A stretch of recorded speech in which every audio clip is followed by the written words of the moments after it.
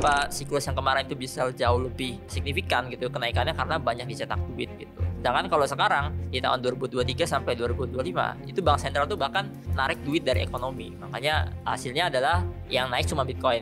Paling sih untuk sekarang belinya Bitcoin dan Hyperliquid aja sih. Dan karena basisnya ini scalping, jadi pakai kontrak derivatif gitu ya, bukan spot. Jadi futures lah gitu ya. Gue bisa mendapatkan keuntungan pasti lagi turun atau naik gitu, berdasarkan pemicu-pemicu yang ada di time frame yang lebih pendek gitu. Kenapa sih masih banyak orang-orang kena liquid gitu? Kalau misalkan gue trading gitu ya, gue selalu pakai leverage paling mentok. Tapi gue tetap bisa nggak masalah dengan hal itu nggak kena liquid. Kenapa? Karena gue bisa manajemen resiko gitu. Nah kalau misalkan kita selalu berpatokan dengan itu dan selalu juga pasang SL gitu ya, itu nggak akan terjadi sih. Bisa gue simpulin dari statement lo adalah banyak yang gak disiplin gitu berarti kan? Ya nggak disiplin, sama mungkin banyak juga yang nggak tahu sih.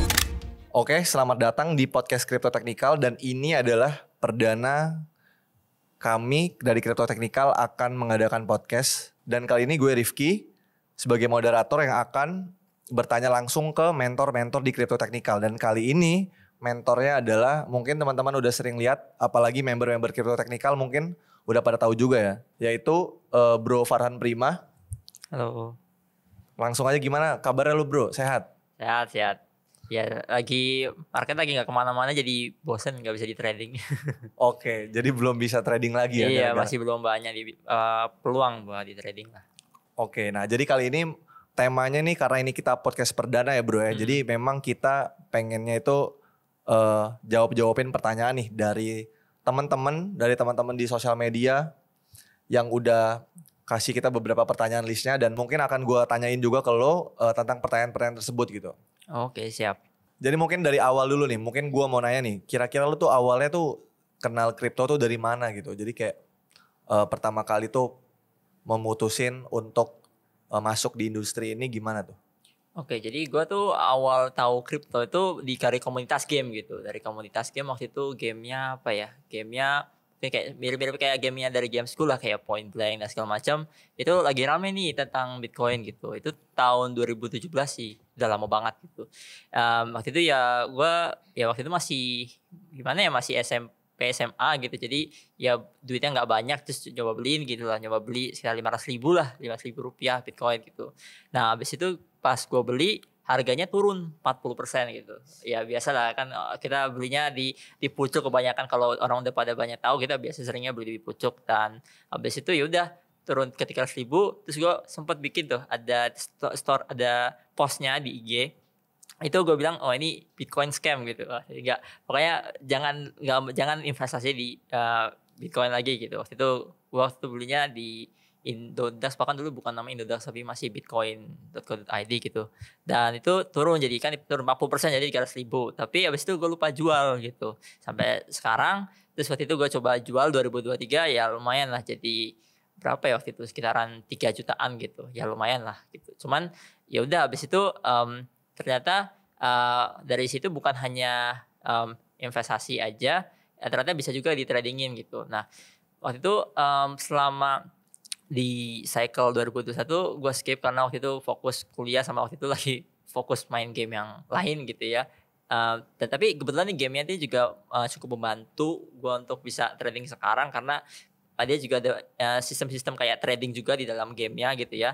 Dan jadi gue kayak semacam menyiapkan diri pas ternyata gue nyemplung ke hal yang gue suka gitu, itu di trading di tahun 2023. Karena waktu itu lagi rame-ramenya kripto, karena waktu itu kan lagi naik daun tuh Timothy Ronald gitu. Jadi yaudah dalamin lagi, ada Bitcoin tuh bukan hanya investasi tapi juga kayak semacam hedge atau lindung nilai terhadap mata uang kita yang terus melemah gitu. Oke, jadi emang pertama kali terjun kripto udah lama ya. Berarti awalnya tuh investasi dulu tuh berarti ya? Iya, jadi kayak cuman coba-coba beli gitu. Dan mungkin karena dapat momentum juga di 2023 bull run, jadinya mulai mutusin buat full time trading. Berarti sekarang tuh full time trader ya berarti ya? Iya, full time. Dari tahun 2023? Sebenarnya waktu itu 2023 masih coba-coba aja, tapi abis itu udah mulai temu polanya di sekitaran 2024 lah. Oke, berarti kan lo tadi kan udah full time trader nih. Mungkin kita tahu juga selama beberapa tahun terakhir, mungkin dari 2023 kan ada banyak banget koin yang udah naik. Dan juga naiknya juga bahkan bisa ratusan sampai ribuan persen nih. Lo pernah inget gak sih kira-kira tuh trade apa yang bikin lo cuannya gede banget gitu. Dan itu mungkin yang membuat portfolio itu naik bahkan bisa sampai ratusan persen atau ribuan persen atau double atau triple gitu. Boleh Iya. cerita nggak? Waktu itu gue inget banget karena waktu itu pas jadi pas gue waktu itu dalamin kan ada yang bilang bakal ada alt season nih gitu kan, alt season, jadi ada kenaikan harga koin-koin yang selain Bitcoin gitu ya, itu kenaikannya cukup signifikan dan memang itu terjadi memang nggak banyak sih, nggak kayak tahun di siklus sebelumnya. Itu di sekitaran kuartal 3 apa kuartal 4 2023 gitu. Nah waktu itu kebetulan gue lagi riset ya, kebetulan itu nama tokennya itu Celestia waktu itu namanya, tickernya tuh TIA gitu. Jadi dia merupakan sebuah token buat blockchain, jadi blockchain buat data availability layer gitu ya, kayak cuma blockchain yang membantu Ethereum lah istilahnya. Ethereum itu kan koin yang terbesar kedua setelah Bitcoin gitu kan. Nah waktu itu gue coba beli di $6, terus waktu itu naik sampai ke $20 ya, nggak banyak sih, paling cuma naiknya kayak 3x gitu. Tapi waktu itu karena baru pertama kali dalamin lagi kripto dan ternyata wah ini untungnya bisa sampai segini, ya lumayan lah. Di 20 itu juga udah mendekati topnya tuh. Sekarang kan TIA kan udah di bawah $2 kalau nggak salah, udah turun jauh lah, udah turun 90% ya karena ya biasalah, karena siklusnya sekarang agak beda sebenarnya, siklusnya agak beda, jadi nggak kayak dulu bisa naik 10 sampai 50x terus habis itu bisa bertahan baru habis itu jatuh. Ini jatuhnya lebih cepat karena sekalinya Bitcoin jatuh semua ikut jatuh gitu. Cuma baru-baru ini aja nih karena Bitcoin dominance itu lagi turun, jadi banyak nih yang ikut naik, tapi meskipun sekarang masih mayoritas naiknya tuh di Ethereum aja sih. Oke. Tadi kan berarti lo cuan gedenya salah satunya dari TIA berarti ya? Di 2023. Iya, 2023. Oke, tadi tuh ada yang menarik nih. Lo bilang kalau sebenarnya cycle kali ini berbeda kan dibanding cycle-cycle sebelumnya. Emang tuh bedanya apa sih emang? Iya, jadi sebenarnya kalau ini gue juga belajar dari Angga Adinata, jadi ya yang punya belajar Bitcoin. Nah, dari situ gue belajar terkait makroekonomi gitu ya. Sebelumnya gue juga udah belajarin banyak makroekonomi di YouTube, terus juga riset-riset sendiri. Cuman dia yang bisa nyambungin kayak puzzle-puzzlenya itu kayak nyambung gitu. Jadi itu yang berpengaruh itu adalah namanya QE atau quantitative easing namanya. Jadi istilahnya kalau bahasa Indonesia itu cetak uang itu. Jadi waktu tahun 2020 itu di Bank Sentral Amerika itu uangnya dicetak tuh sangat banyak gitu. Nah kalau misalkan semua mata uang itu istilahnya Tuhannya satu gitu di dolar gitu kan, kalau misalkan dolarnya melemah semua pasti ikut melemah gitu, itu sudah kepastian gitu, karena waktu itu memang semua transaksi itu semuanya di basisnya dengan dolar. Kalau pakai mata uang lain ya itu cuma buat transaksi di dalam negara tersebut.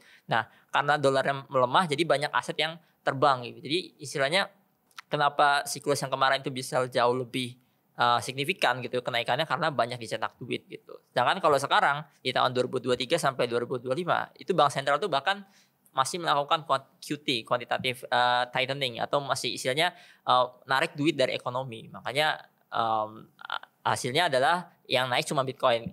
Kenapa yang naik cuma Bitcoin, yang lain nggak cenderungnya kayak sideways atau malah turun drastis? Karena Bitcoin itu karena ada adopsi dari ETF, jadi ada demand atau keinginan buat pembelian itu datangnya dari institusi-institusi, itu juga ada dari negara, misalnya dari El Salvador gitu ya. Jadi yang sekarang masih naik banyak gitu ya, itu yang di Bitcoin. Di cycles ini dia udah naik dari 16.000 sampai ke 124.000, itu kayak kenaikan sekitar 7 kali ya. Itu lumayan dalam waktu 2 tahun ya. Meskipun harusnya kan kalau uang itu uang itu lagi ditarik dari ekonomi harusnya kan semua turun kan, tapi hanya Bitcoin yang tetap naik. Ethereum ya baru-baru ini aja gitu. Jadi memang siklusnya agak berbeda. Oke, jadi mungkin siklusnya bisa gue sederhanain mungkin karena sebelumnya kan uangnya lebih banyak dicetak gitu kan. Iya. Dibanding siklus di tahun 2023-2024 ini gitu. Nah, tapi kalau misalkan dari jumlah koin kan kita juga lihat kan sekarang tuh orang kalau mau bikin koin gampang kan. Nggak kayak zaman dulu mungkin di cycle 2017, 2020 itu kan jumlah koinnya juga nggak sebanyak sekarang. Sekarang tuh kayak kalau nggak salah gue pernah baca riset itu 1 detik itu bisa orang tuh produce koin kayak bisa sampai puluhan koin. Iya, di Solana. Iya, nah itu apakah itu ngaruh juga gak sih menurut lo? Iya, jadi kan gini kan untuk sebuah ini kan kita masuknya ke pasar modal ya kan, pasar modal. Jadi sebuah aset tertentu itu bisa naik kalau misalkan ada pembelinya gitu kan. Nah, kalau sekarang pilihannya koin itu makin banyak sedangkan uangnya sedikit atau uangnya tetap malah uangnya itu berkurang karena lagi quantitative tightening gitu ya dari Bank Sentralnya Amerika ya. Jadi kayak istilahnya ya hanya aset-aset tertentu aja yang bisa naik gitu. Kalau aset tertentu naik berarti aset yang lain harusnya turun karena gini, uangnya yang beredar itu dikurangin, tapi ada aset yang tetap naik. Artinya gini, kalau misalkan mau fair nih, mau adil, kalau uang itu dicetaknya makin terus naik gitu ya. Artinya koin-koin itu naik, itu fair karena uang naik, uang dicetak naik, terus koinnya yang apa namanya ada itu jadi naik. Nah, tapi kenyataannya adalah di siklus kali ini agak beda. Ya uangnya itu berkurang, yang ada yang dari bank sentral itu berkurang, tapi yang naik hanya Bitcoin. Artinya Bitcoin ini bisa naik karena orang ngejual koin yang selain Bitcoin, semuanya lari ke Bitcoin gitu. Nah, mungkin ada beberapa kasus-kasus tertentu yang naiknya signifikan dan masih terus bertahan kayak misalkan Hyperliquid gitu misalkan. Ini kan Hyperliquid itu sebuah project yang baru, sebuah project semacam apa ya broker buat jual beli transaksi kontrak derivatif yang ada di kripto gitu kan. Dan ini revenue-nya nomor 1 di sedunia kripto. Jadi memang dari sisi fundamental dia kuat, makanya harganya juga bagus, dari sisi valuasi juga tinggi sekitar di $50 billion lah. Sekarang kan di pas podcast ini dibikin tuh hype udah mendekati ATH di sekitar $50 lah gitu. Jadi ya emang yang naik itu hanya yang memang sekarang udah lihatnya apakah ini bisnis tokennya itu bagus atau enggak gitu. Kalau misalkan enggak ya kalau listing biasanya habis itu langsung jatuh, kayak banyak koin-koin yang di listing lah di exchange besar yang ada di luar negeri gitu. Turunnya bisa 80, 90, 95%. Pokoknya benar-benar habis rata gitu. Karena memang uang yang ada tuh cuma sedikit gitu. Dan uang itu hanya lari ke aset-aset yang paling berharga aja. Misalnya Bitcoin, Hyperliquid, dan ya paling cuma 2 itu sih untuk sekarang. Oke, mungkin tadi kan udah disebutin juga kan. Karena memang terlalu banyak koin yang ada, jadi siklus kali ini berbeda dari sebelumnya kan. Cuman ada beberapa koin kan, contohnya tadi misalkan Bitcoin, Hyperliquid, atau mungkin Ethereum, dan juga koin-koin big cap saja yang mungkin bisa perform di cycle kali ini gitu. Cuman balik lagi kan tadi kan kalau berkaca dari lo pribadi nih, gue tahu kan lo kan trader kan. Nah, menurut lo nih, apakah kita tetap bisa dapat cuan dari trading walaupun cycle kali ini tuh berbeda dibanding cycle sebelumnya gitu? Bisa. Jadi gini, mungkin kalau yang belum tahu, kalau misalkan di komunitas di dalam komunitas internal kita di Crypto Technical itu gue tuh fokusnya di trading aja, trading di Bitcoin gitu. Jadi scalping. Jadi gue mendapatkan keuntungan di pergerakan jangka pendek, misalkan kayak pergerakan cuma 0,5% atau 1%, 1,5% dari pergerakan Bitcoin itu udah cukup signifikan bagi gue untuk bisa meraih keuntungan gitu.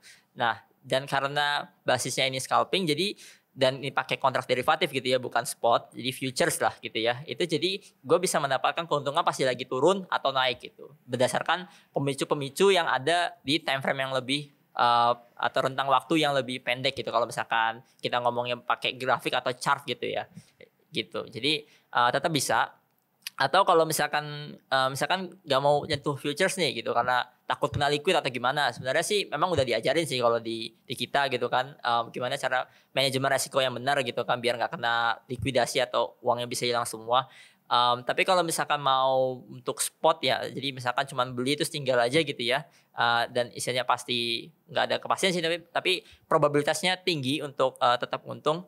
Paling sih untuk sekarang belinya Bitcoin dan Hyperliquid aja sih. Kalau yang lain tuh kayaknya kurang kuat gitu. Kita bisa ngelihat itu pertama Bitcoin itu udah pasti naik gitu ya. Kalau secara statistik itu kalau kita pegang selama 4 tahun itu nggak ada yang rugi gitu. Karena kan siklusnya sekarang itu 4 tahun sekali ya. Nggak tahu apakah siklus ini bakal nggak ada lagi. Jadi siklusnya ada sekuler, namanya sekuler bull run. Jadi bull run terus, nggak ada siklus 4 tahunan karena kondisinya agak berbeda gitu ya. Atau dan ya kalau misalkan mau cuan selain Bitcoin, kita harus cek kenaikan harga koin ini itu dibandingkan dengan Bitcoin ini apakah dia lebih kuat atau sama atau malah lebih rendah. Contoh misalkan kayak kita coba cari deh nanti di chart di TradingView itu HYPE/BTC gitu ya. Itu naik, artinya apa? HYPE itu kenaikannya lebih tinggi daripada Bitcoin. Kenapa? Karena itu masih price discovery, masih market itu masih mengakses atau melihat bahwa ini sebenarnya valuasinya berapa gitu, karena ini project yang paling bagus yang ada di kripto sekarang gitu. Sedangkan kalau project-project yang nggak ada revenue-nya, nggak menghasilkan apa-apa atau networknya sepi kayak misalkan contohnya Manta gitu ya, itu harganya turun jauh karena ya revenue-nya dikit banget gitu. Kayak mending revenue, bahkan mungkin revenue toko-toko kelontong yang dekat rumah itu mungkin lebih tinggi daripada revenue blockchain-nya Manta gitu kan. Mungkin bisa gitu.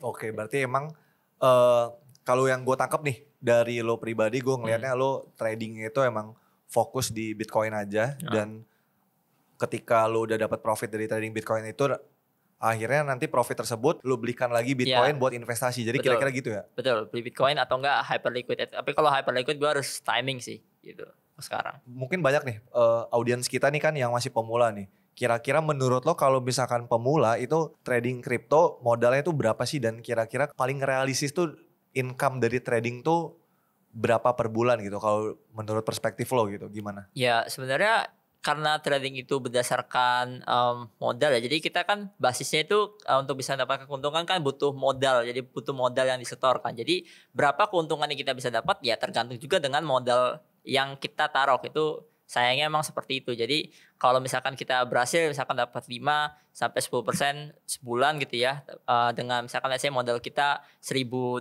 ya, berarti kita mentok-mentok dapatnya cuma $50-100 kalau misalkan benar-benar konservatif. Nah, kalau misalkan dengan modal lebih sedikit tapi bisa untungnya lebih banyak, berarti dia resikonya lebih besar. Jadi misalkan setiap trade-nya gitu ya itu bisa resikokan misalkan 5%. Jadi kalau misalkan portonya $100.000, kalau salah itu minus $50.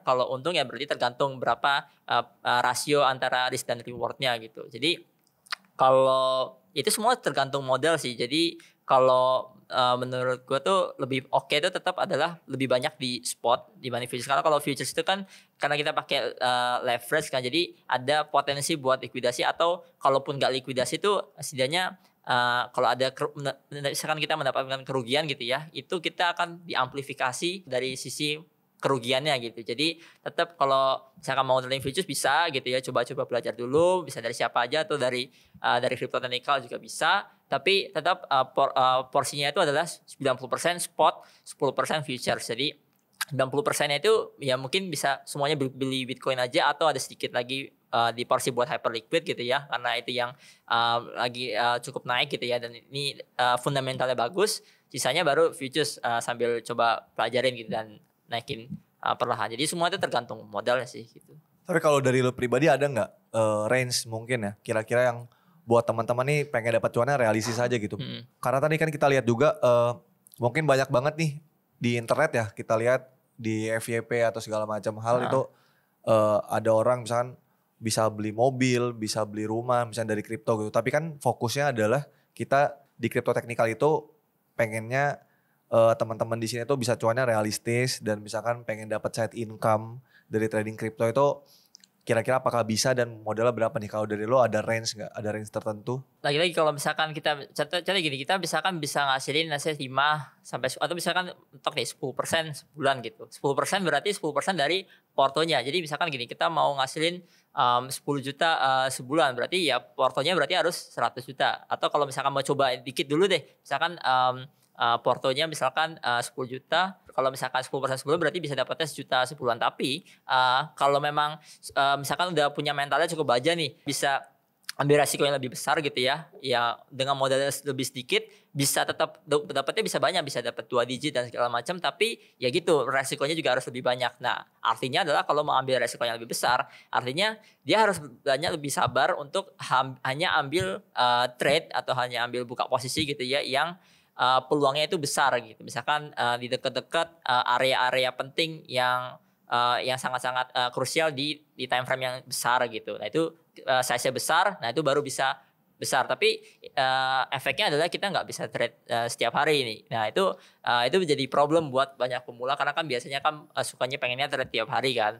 Nah tapi kalau mau kayak gitu tuh memang perlu banyak jam terbang sih kalau bisa. Kalau mau size-nya besar gitu relatif terhadap porto, terus juga pengen ambil resikonya agak besar, itu hanya di trade-trade tertentu dan itu nggak selalu muncul. Kadang mungkin sebulan sekali atau mungkin satu kuartal atau 3 bulan sekali gitu datangnya.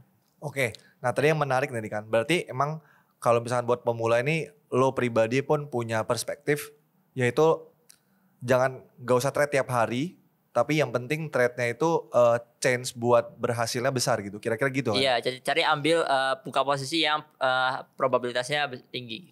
Nah oke, tapi ini mungkin ada permasalahan nih, mungkin gue juga lihat nih, mungkin teman-teman juga bakal relate juga.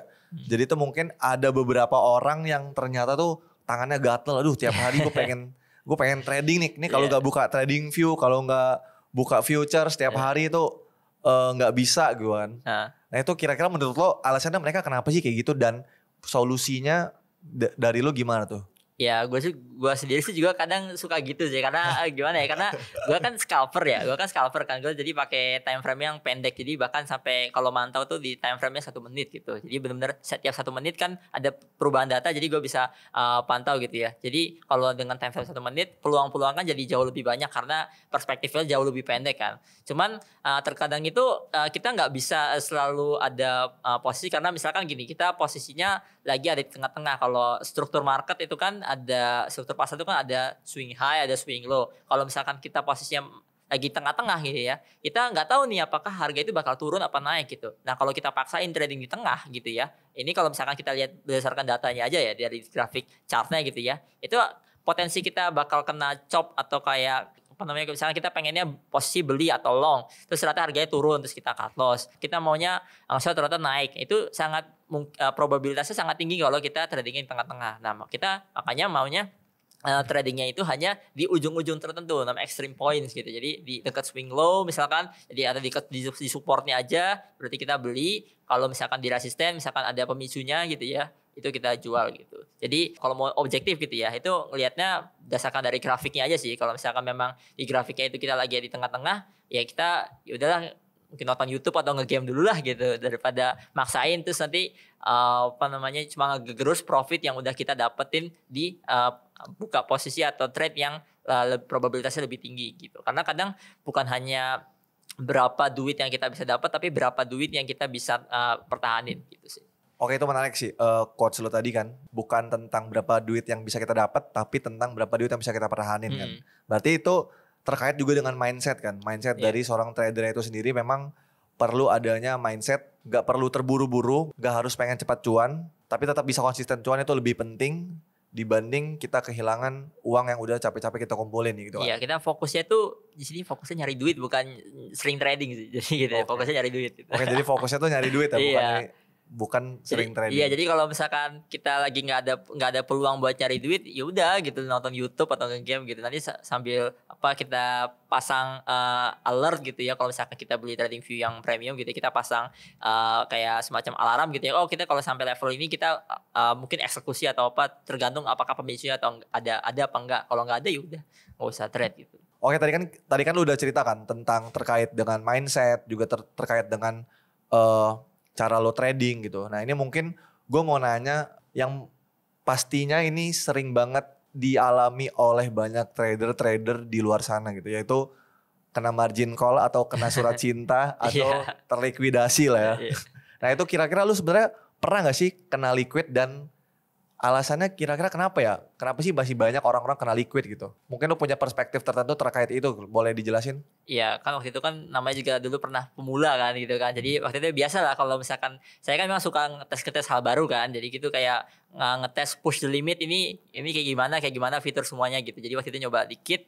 Ternyata kalau misalkan ini pemasangan nilai posisinya pas buka posisi itu nggak benar, ini harga likuidasinya sangat rendah. Jadi kalau misalkan gerak dikit aja dari nggak sesuai entry, misalkan kita mau beli ternyata harganya turun dikit aja gitu ya, misalkan leverage-nya tinggi gitu ya, 100 kali kalau misalkan kita pakai 100 kali, berarti kalau misalkan ini harganya turun 1% aja ya dari dari entry, tapi biasanya sih nggak sampai 1% udah kena, misalkan di 0,8% atau 0,9%, karena biasanya ada semacam margin gitu biar bisa aman lah si exchange-nya gitu ya. Itu biasanya udah kena likuidasi gitu. Nah, makanya adalah yang penting itu sebenarnya adalah untuk ngecek buka posisinya itu berapa gitu. Jadi bukan gini, kalau misalkan gue trading gitu ya, gue selalu pakai leverage paling mentok gitu. Jadi kalau misalkan di exchange apapun gitu, misalkan bisa 100 kali, 125 kali, 200, 500, gue selalu pakai yang paling mentok. Tapi gue tetap bisa nggak masalah dengan hal itu, nggak kena liquid. Kenapa? Karena gue bisa manajemen resiko gitu. Misalkan kita punya porto $1,000 gitu ya, terus misalkan gue pengen resiko 1% per trade gitu ya, berarti $10 kalau misalkan kena stop loss gitu ya, itu gue bisa hitung tuh. Itu biasanya sih ada menunya gitu ya di TradingView, atau misalkan bisa hitung pakai kalkulator gitu ya. Itu bisa dicari angkanya berapa persis gitu ya, exact. Jadi kalau misalkan pas dia kena stop loss itu persis kena minus $10 atau 1% dari porto gitu. Nah, kalau misalkan kita selalu berpatokan dengan itu dan selalu juga pasang SL gitu ya, itu nggak akan terjadi sih. Kayak istilahnya kalau memang mau banget liquid gitu ya, dengan misalkan kita trading 1% per trade gitu ya, berarti kita harus kalah 100 kali berturut-turut tuh. Kalah 100 kali berturut-turut baru sampai liquid. Tapi kalau misalkan kita melakukan repetisi terus, kita selalu coba trial error gitu ya, kayaknya nggak mungkin sih sampai kalah 100 kali berturut-turut. Pasti ada menangnya, dan pasti nanti kita kan kalau misalkan loss terus kan kayak kita belajar, ini kenapa gua loss terus gitu kan, pasti kan akan belajar kan, nggak akan ngelakuin kesalahan yang sama. Ya udah, nanti lama-lama grow gitu. Cuma memang banyak kan orang nggak sabar, terus kayak lihat, oh ini 1% ini kayak $10 dikit banget gitu, padahal kan $10 bisa beli stick gitu misalkan gitu kan. Gitu sih. Orang-orang di sana mungkin kena liquid karena bisa gue simpulin dari statement lo adalah banyak yang gak disiplin gitu berarti kan? Iya, gak disiplin, sama mungkin banyak juga yang nggak tahu sih, nggak tahu cara pasangnya gitu. Karena kebanyakan influencer itu cuma kayak pakai leverage tinggi, wah duitnya banyak gitu. Tapi dia sebenarnya kalau ditelaah lebih lanjut, resikonya dibandingkan dengan porto itu sangat besar gitu, dengan portonya yang dia ada gitu. Jadi memang kita harus tahu ilmunya juga sih, buat ngitung posisi ya gitu. Sebenarnya ilmunya gampang sih, tapi kalau mau dalamin juga di Crypto Technical juga diajarin sih kalau mau. Tadi udah banyak banget nih cerita tentang pengalaman lo terkait trading, money management, disiplin dan segala macam gitu. Nah, pernah nggak sih ada momen lo kena mental atau karena rugi banget gitu dari trading kripto ini gitu? Soalnya kan banyak banget juga yang lewat di timeline gue juga kan, misalkan aduh ini habis rugi puluhan juta atau misalnya ratusan juta gitu, terus kayak gue kena mental dan gak bisa trading lagi kan. Nah, lo apakah pernah juga di posisi itu, dan kira-kira tuh buat keluar dari posisi itu gimana gitu? Kalau gue sih lebih ke kadang misalnya gini, gue kan suka mantau terus kan, misalnya timeline 1 menit, tapi kadang gue misalkan ketiduran terus pas bangun, aduh kelewatan lagi, dia terbang atau misalkan udah turun jauh gitu. Jadi kayak mungkin lebih kayak nggak bisa dapetin momennya pas, padahal misalkan gue udah nungguin dari lama gitu ya pemicunya buat bakal datang. Misalkan gue udah di support, gue nunggu ada pemicu spesifik, misalkan ada.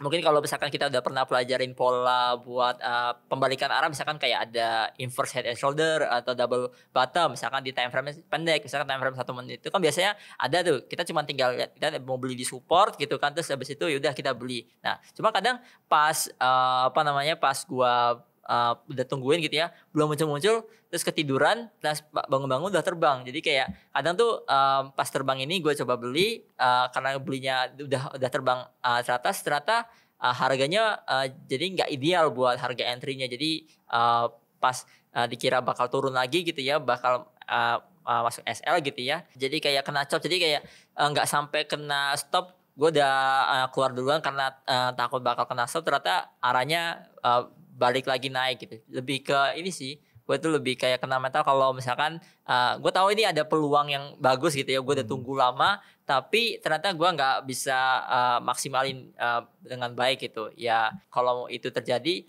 lebih ke banyak bersabar aja gitu kan, karena istilahnya ya udah lah, kalau momentum udah lewat, kalau dikejar nanti kan ya bisa aja mungkin dari sisi risk rewardnya, dari segi uang yang bisa didapat dibandingkan berapa yang kerugian yang bisa didapat, itu kan kurang ideal gitu kan. Jadi udahlah kita cari potensi lain, karena kalau misalkan let's say nih, kalau ini sebagai ilmu dikit aja nih, misalkan kalau kita scalping gitu, misalkan harga bakal naik signifikan, misalkan naik 5% atau 10% dari Bitcoin. Nah biasanya itu along the way di perjalanan dia naik itu bakal dikasih entry gitu. Jadi kalau misalkan kita ketinggalan entry di paling bawah di support, biasanya akan membentuk support lagi ada di atasnya, terus kita bisa masuk lagi gitu. Nah jadi paling sih lebih banyak sabar lagi, terus coba review apalagi yang kita bisa perbaiki di kedepannya gitu kan. Kalau ini sih hilang dari momentum aja sih, karena gua kan basisnya scalper kan, jadi kayak harus bisa dapetin semua move yang ada dari Bitcoin misalkan gitu. Nah kalau kelewatan tuh kayak kadang kena mental kayak kok bisa sih gua nggak tahu, padahal ini kan sangat obvious misalkan kalau misalkan gua pakai sistem gua.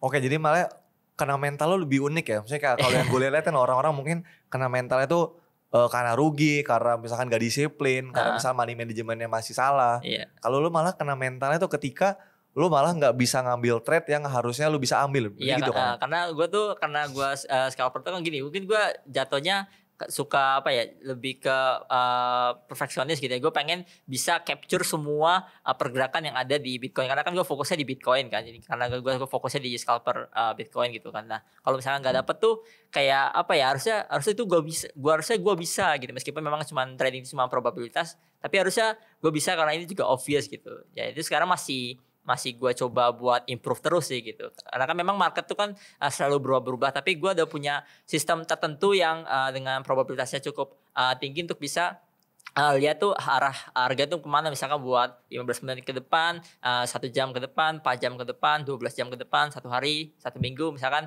kira-kira misalkan kalau sudah naik ke harga level segini, misalkan hari ini di tanggal 8 September ya, itu dia naik, habis itu naik ke 111.800, dia bakal konsolidasi nih, dikonsolidasi di level namanya PWVA, misalkan previous week value area high. Ini ilmu agak dalam yang gue ajarin di Crypto Technical gitu ya, terkait VWAP, volume weighted average price.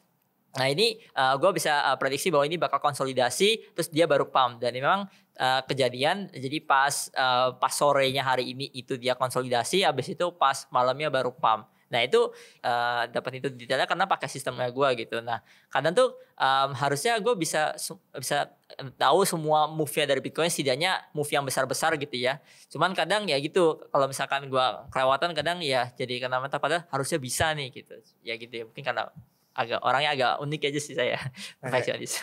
Emang agak unik ya mungkin ya. Tapi mungkin kalau boleh tahu nih, gue mau tahu sih kan, lo tadi kan pengen capture seluruh trade yang ada gitu kan, opportunity. Berarti lo hampir tiap hari tuh buka TradingView tuh. Kalau boleh tahu, lo buka TradingView berapa jam yang sehari emang? Biasanya kalau buka TradingView tuh karena gue full time ya, jadi gue kalau misalkan misalkan gini, gue misalkan sambil belajar nih, misalkan mau belajar apa, misalkan makroekonomi, atau misalkan belajar tentang situasi politik sekarang, atau situasi ekonomi sekarang, atau apapun yang gue lagi pengen pelajarin gitu ya, itu biasanya gue pakai pop up window gitu ya. Nah tapi layar utamanya masih TradingView tuh gitu. Jadi selama gue bangun tuh biasanya lihatnya ya cuma TradingView biasanya mayoritas. Jadi kalau misalkan lagi di HP bosen, ya udah misalkan pindah ke laptop atau komputer gitu. Terus nanti kalau misalkan duduk pegel, ya udah balik lagi tidur. Nah nanti kalau misalkan lagi ngantuk nih, ya udah ngantuk kan berarti tidur aja. Nah tapi biasanya tidur tuh ngantuk gara-gara mantauin TradingView juga. Jadi hampir setiap hari gitu, hampir setiap saat gitu. Karena emang nggak tahu ya, menurut gue tuh kayak gue ngeliat TradingView kayak ngeliat game aja sih. Karena kan gue basisnya gamer kan tadi di awal kan. Jadi kayak kalau misalkan gue bisa bisa maksimalin semua hal itu kan, semua move yang ada di Bitcoin misalkan, itu kan gue bisa dapetin keuntungan kan. Itu kayak dapetin uang itu kayak semacam skor di dalam game gitu. Kalau misalkan gue bisa dapet lebih tinggi, ya itu makin seru gitu. Jadi ya itu gak perlu ditiru by the way. Itu memang cuma hobi aneh gue aja sih. Oke, ini hobi aneh yang bukannya biasanya kan kita kalau bangun tidur tuh bukanya timeline atau bukanya IG atau TikTok atau YouTube gitu. Ini malah TradingView ya. Jadi gue kalau misalkan ngelihat ada isu-isu di sosmed tuh kadang gue nggak tahu gitu. Jadi gue kadang agak telat karena kebanyakan cuma lihatnya TradingView. Oke, ini emang orangnya punya kebiasaannya unik ya. Jadi kalau teman-teman mau jadi full time scalper nih kayak Farhan nih, bisa juga nih tiap hari bukanya TradingView gitu. Oke, ini mungkin pertanyaan terakhir ya dari podcast kita kali ini. Berarti kan tadi sebelumnya lo udah sebutin juga tadi awalnya gimana lo tahu kripto, terus gimana lo terjun untuk belajar trading gitu. Terus juga sekarang juga udah mutusin jadi full time trader, dan juga tadi juga ada dimension juga dari sisi risk management, terus mindset, dan juga harus disiplin. Ini mungkin untuk pertanyaan terakhir, kira-kira nih lo ada gak sih tips nih buat teman-teman nih yang pengen dapat cuan 2 digit dari trading kripto? Soalnya kan gue lihat juga di kripto teknikal mungkin itu yang sangat digaungkan ya di kripto teknikal kan. Kayak misalnya lo bisa dapat cuan 2 digit dari trading kripto, lo bisa dapat side hustle, side income dari trading kripto nih. Kira-kira menurut lo tipsnya apa dan langkah konkretnya buat teman-teman yang lain bisa dapetin itu gimana gitu? Oke, pertama yang jelas kalau trading pasti butuh modal sedikit gitu ya, modal buat awal gitu. Dan pertama sih kita kalau untuk masalah teknis itu kan sebenarnya di jabaran detail kan di internal kita di crypto technical. Tapi kalau mau di awal banget, memula banget, misalkan baru tahu kripto nih, kita harus ada rasa bahwa ini sangat menarik industrinya dengan kita ngerasain pasti untung dulu gitu. Ya memang nggak pasti banget untung ya, tapi karena nggak ada yang pasti, tapi lebih probabilitasnya tinggi. Kayak misalnya kita punya duit berapa gitu ya, kita udah 90%-nya kita taruh di Bitcoin atau di hyperliquid dulu gitu misalkan gitu ya. Nah, nanti yang misalkan ini yang futures misalkan 10%, nah itu sekalian coba-cobalah banyak fiturnya. Itu kan ada fitur cross margin, isolated margin gitu kan. Ada leverage, ada isolated atau cross gitu kan. Itu kayak pokoknya pelajarin dulu, karena kalau misalkan kita salah-salah langkah aja kan uang kita bisa langsung hilang, karena ya istilahnya brokernya kan kayak nggak terlalu infoin ke kita gimana caranya gitu. Jadi lebih fokus ke investasi, ke ilmu dulu sih gitu. Karena buat semua industri kan semua kita harus tahu ilmunya dulu kan, baru kita bisa melangkah gitu. Jadi pertama memang siapin modal dulu sedikit gitu ya. Terus yang kedua investasi di ilmu gitu ya, pelajarin dari siapapun bisa, crypto technical juga bisa. Terus yang ketiga ya udah praktek dan coba trial error sendiri, karena meskipun dari kita gitu dari crypto technical kan ada dua nih, ada mentor, ada saya gitu kan, Farhan Prima, ada juga Alexander Brian gitu kan. Cuman memang sistemnya beda-beda, dan kadang tuh meskipun kita ajarin nih sistemnya detail, misalkan sistem saya seperti ini, sistem Brian seperti ini, tapi kadang kan orang punya tipikal sendiri kan, tipikal buat trade-nya itu seperti apa gitu kan. Jadi ya kita harus menyesuaikan dengan tipe tradingnya gitu. Misalkan sukanya scalping kayak saya, atau swing, day trading gitu, dengan sistemnya. Dan sistemnya juga harus menyesuaikan dengan preferensi sendiri gitu. Jadi pertamanya nyiapin modal, dua investasi ilmu, terus praktek. Karena banyak kan orang misalkan udah belajar ilmu gitu ya, tapi nggak dipraktekin ya percuma gitu. Jadi tetap harus banyak praktek, dan ini bisa berbulan-bulan, bertahun-tahun gak masalah. Yang penting ada setidaknya 1% lebih baik setiap hari, itu udah cukup sih. Oke, mungkin gue sederhanain, mungkin dari lo tadi tipsnya adalah pertama itu perlu ada modalnya dulu juga, terus juga ada ilmunya, dan juga berani trial dan error gitu kan. Yeah. Karena memang kalau misalkan nggak dicoba ya kita nggak tahu hasilnya gitu. Iya. Kan. Sama kita juga jadi tahu mana yang cocok buat kita, karena sistem tradingnya orang itu belum tentu cocok buat karakteristik orang yang berbeda-beda gitu. Jadi memang itu semua menyesuaikan. Karena saya punya teman-teman trading dari yang Indonesia atau mau yang di luar negeri, meskipun kadang ada tradingnya mungkin yang mirip-mirip, tapi dia punya sistem sendiri kadang, atau misalkan ada yang tiap hari bisa trading, atau ada juga yang sistemnya sama tapi dia hanya ambil trade-nya itu mungkin seminggu mungkin cuma sekali, atau mungkin sebulan cuma sekali. Itu menyesuaikan banget gitu. Jadi misalkan ada orang yang suka tradingnya kecil-kecil gitu, tapi tiap hari. Ada juga yang tradingnya jarang tapi sekali trading itu size-nya besar gitu. Itu benar-benar menyesuaikan banget sih sama tipikal orangnya gitu. Memang berarti trading itu personal ya? Iya. Itu merupakan pertanyaan terakhir dari Q&A pada podcast kali ini. Selanjutnya juga buat teman-teman yang kalau memang tertarik dengan podcast ini, teman-teman juga bisa tanya di kolom komentar, tanyain aja. Misalkan teman-teman ada banyak pertanyaan yang pengen teman-teman tanyain ke Bro Farhan Prima, langsung aja di komen. Dan juga buat teman-teman jangan lupa follow IG Crypto Technical, follow semua sosmednya juga. Nanti kita akan banyak banget update terkait market di sana gitu. Dan juga buat teman-teman yang pengen belajar kripto dari nol dan juga pengen dapat cuan 2 digit dari trading kripto, teman-teman juga bisa banget belajar di Crypto Technical. Kita ada webinarnya, dan webinarnya itu affordable ya. Kira-kira cuman sekitar 79.000 aja. Teman-teman join aja dulu webinarnya, terus belajar di sana, dan teman-teman bisa mutusin ya apakah teman-teman tertarik untuk join Crypto Technical atau enggak. Karena memang di sana di webinar itu kita kasih semua hal-hal daging dan teman-teman juga kita kasih kebebasan buat berinteraksi, bertanya dengan mentor segala macam ya nggak sih? Iya, kita udah berkali-kali ngadain webinar dan itu review semuanya daging semua. Selalu daging, selalu konsisten daging. Karena emang kita emang ngasihnya yang benar-benar emang dipakai karena kita semuanya praktisi dari gua sama Brian gitu. Karena memang ilmu yang di YouTube banyak gitu, tapi kan kita bisa pilihin yang benar-benar yang kita gunain setiap harinya gitu. Nah, itu yang membedakan kita dibandingkan yang lain. Oke, jadi teman-teman yang tertarik buat join di webinar Crypto Technical, langsung aja linknya ada di bawah. Langsung teman-teman daftar webinar terdekat, itu ada tanggalnya dan teman-teman langsung daftar aja di sana.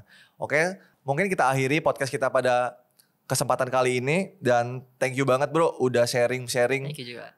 di podcast ini. Dan buat teman-teman yang pengen dapat insight lebih lanjut dari Bro Farhan Prima itu bisa banget langsung join Crypto Technical aja. Oke? Oke. Oke, ditunggu di Crypto Technical. Thank you guys dan ditunggu untuk episode podcast selanjutnya.